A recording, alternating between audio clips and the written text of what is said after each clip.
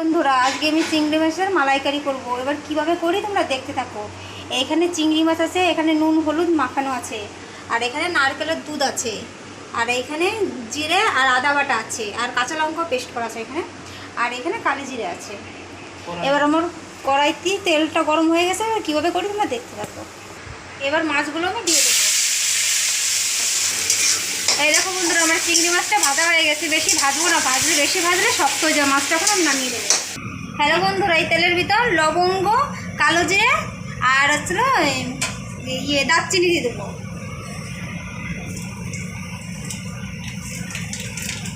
এবার মশলাটা দিয়ে দেবো।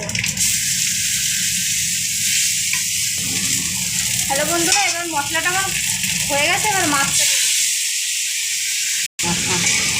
এবার নারকেলের দুধটা দিয়ে দেবো, হলুদের দেবো না বন্ধুরা।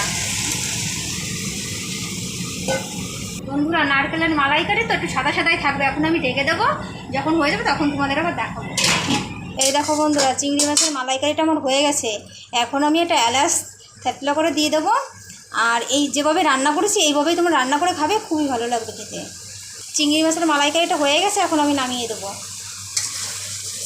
এই দেখো বন্ধুরা, চিংড়ি মাছের মালাইকারির রেসিপিটা আমার হয়ে গেছে। এইভাবেই তোমরা রান্না করে খাবে, খুবই ভালো লাগবে। এটা কত সুন্দর এসেছে দেখেছো বন্ধুরা, খুব সুন্দর লাগবে খেতে।